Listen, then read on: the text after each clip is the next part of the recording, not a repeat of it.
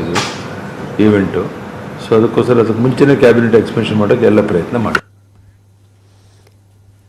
ಸಂಕ್ರಾಂತಿ ಬಳಿಕ ಈಗಾಗಲೇ ಸಂಪುಟ ವಿಸ್ತರಣೆಯ ಬಗ್ಗೆ ಮಾತನಾಡಿದ್ರೆ BS ಯಡಿಯೂರಪ್ಪ ಅವರು ಇಂಥದ್ದೇ ಖಾತೆ ಬೇಕು ಅಂತ ನಾನು ಕೇಳಲಿಲ್ಲ, ಯಾವ ಖಾತೆ ಕೊಟ್ಟರು ಕೂಡ ನಾನು ನಿಭಾಯಿಸ್ತೀನಿ ಅಂತ ಹೇಳಿ ಸಿಎಂ ಭೇಟಿ ಬಳಿಕ BC ಪಾಟೀಲ್ ಹೇಳಿಕೆಯನ್ನು ಕೂಡ ಕೊಟ್ಟಿದ್ದಾರೆ. ಹಿರೇಕೆರೂರು ಶಾಸಕರಾಗಿರುವಂತಹ BC ಪಾಟೀಲ್ ಈಗ ಯಾವುದೇ ಡಿಮ್ಯಾಂಡ್ ಅನ್ನ ಇಟ್ಟಿಲ್ಲ, ನಾನು ಯಾವ ಖಾತೆ ಬೇಕು ಅಂತ ಹೇಳಿ ಡಿಮ್ಯಾಂಡ್ ಅನ್ನ ಇಟ್ಟಿಲ್ಲ, ನನಗೆ ಯಾವ ಖಾತೆ ಕೊಡ್ತಾರೆ ಅದನ್ನ ನಾನು ನಿಭಾಯಿಸ್ತೀನಿ ಅನ್ನುವಂತಹ ಮಾತನ್ನ ಕೂಡ BC ಪಾಟೀಲ್ ಹೇಳಿದ್ದಾರೆ. ಈಗ ಆಸ್ ಇಟ್ ಈಸ್ ಮೊದಲಿನ ಇದರಲ್ಲಿ ಸಂಕ್ರಾಂತಿ ಆದ ನಂತರ ಮಾಡ್ತೀವಿ ಅಂತ ಹೇಳಿದ್ದಾರೆ. ಧನುರ್ಮಾಸ ಕಳೆದು ಮಾಡ್ಬೋದು ಅಂತ ಇದೆ, ಸಂಕ್ರಾಂತಿ ನಂತರ ಮಾಡ್ಬೋದು ಅಂತ ಗೆದ್ದವರಲ್ಲಿ ಒಂದಿಬ್ಬರನ್ನ ಕೈ ಬಿಡ್ತಾರೆ ನಿಮ್ಮ ಸ್ನೇಹಿತರನ್ನ ಅಂತ ಒಂದೆರಡು ಮಾತುಗಳು ಕೇಳಿ. ಅದು ಯಾವುದು ಗೊತ್ತಿಲ್ಲ ಸರ್ ನಮಗೆ, ಇಲ್ಲ ಯಾವ ಖಾತೆನೂ ಕೇಳಿಲ್ಲ. ಎಲ್ಲ ಅವ್ರು ಯಾರ್ಯಾರಿಗೆ ಯಾರ್ಯಾರ ಮೇಲೆ ಪ್ರೀತಿ ಇದೆ. ನಮ್ಮ ಪೊಲೀಸ್ನವ್ರು ಬಂದರೆ ಗೃಹ ಖಾತೆ ತಗೊಳ್ಳಿ ಅಂತಾರೆ, ಯಾರೋ ಇಂಜಿನಿಯರ್ಸ್ ಬಂದರೆ PWD ತಗೊಳ್ಳಿ ಅಂತಾರೆ, KEB ಅವ್ರು ಬಂದರೆ KEB ತಗೊಳ್ಳಿ ಅಂತಾರೆ. ಹಾಗೆ ಅವ್ರಿಗೇನಾಗಿದೆ ಅಂದರೆ ಈಗ ನಾನು ಪೊಲೀಸ್ ಇಲಾಖೆಯಲ್ಲಿ ಇದ್ದಿದ್ದರಿಂದ ಇದಕ್ಕೆ ಬರ್ಬೋದು ಅಂತ ಅವರ ಊಹೆ ಇದೆ. ನೋಡೋಣ, ಮುಖ್ಯಮಂತ್ರಿಗಳು ಯಾವುದು ನಿರ್ಧಾರ ಮಾಡಿ ಯಾವ್ದು ಕೊಡ್ತಾರೆ ಮಾಡೋಣ, ಯಾವುದೇ ಸಿಕ್ಕರೆ ಕೆಲಸ ಮಾಡೋಣ.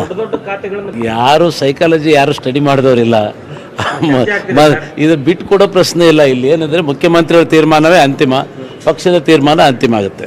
ಅಸೆಂಬ್ಲಿ ಮುಂದಿನ ತಿಂಗಳು 17 ಅಲ್ಲಿವರೆಗೂ ಯಾಕೆ ಅಷ್ಟು ಯೋಚನೆ ಮಾಡ್ತೀರಿ?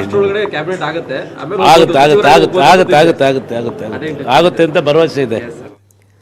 ಜಮೀರ್ ಅಹಮದ್ಗೆ ಸೋಮಶೇಖರ್ ರೆಡ್ಡಿ ಮತ್ತೆ ಟಾಂಗ್ ಅನ್ನ ಕೊಟ್ಟಿದ್ದಾರೆ. ಬಳ್ಳಾರಿಯಲ್ಲಿ ಟಾಂಗ್ ಕೊಟ್ಟಿದ್ದಾರೆ ಶಾಸಕ ಸೋಮಶೇಖರ್ ರೆಡ್ಡಿ.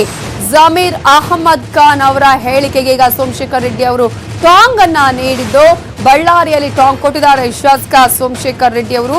ಜಮೀರ್ ಬಳ್ಳಾರಿಗೆ ಬರ್ಲಿ, ನಮ್ಮ ಮನೇಲೇ ಟಿಫನ್ ಮಾಡ್ಲಿ ಅಂತ ಹೇಳಿ ಈಗ ಟಾಂಗ್ ಅನ್ನ ಕೂಡ ಕೊಟ್ಟಿದ್ದಾರೆ.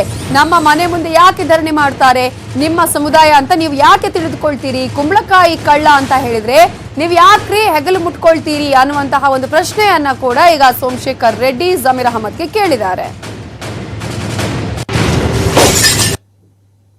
ಬರ್ತೀನಿ ಅಂತ ಹೇಳ್ತಾ ಇದ್ದಾರೆ, ಬರ್ಲಿ, ತೊಂದರೆ ಇಲ್ಲ, ಆಹ್ವಾನ ಮಾಡ್ತೀನಿ, ಆರಾಮಾಗಿ ಬಂದು ಮನೆಗೆ ಬೇಕಾದ್ರೆ ಟಿಫಿನ್ ಮಾಡ್ಕೊಂಡು ಹೋಗ್ಲಿ. ಮುಸ್ಲಿಂ ಅವ್ರದ್ದು ಕಾಲ್ ಕೈ ಹೋಗಿ ಹಿಡಿತಾರೆ. ಮುಸ್ಲಿಂ ಸಮಾಜದ್ದು ನಾನಿಲ್ಲ, ನಾನು ಆ ಥರ ಹೇಳಿಲ್ಲ, ನಾನು ಈ ಥರ ಹೇಳಿದ್ರು, ನನ್ನಿಂದ ತಪ್ಪಾಯ್ತು ಇಲ್ಲ ಹೇಳೋದು. ಅವ್ರಿಗೆ ಮಾನ ಮರ್ಯಾದೆ ಏನೋ ಇದೆಯಾ?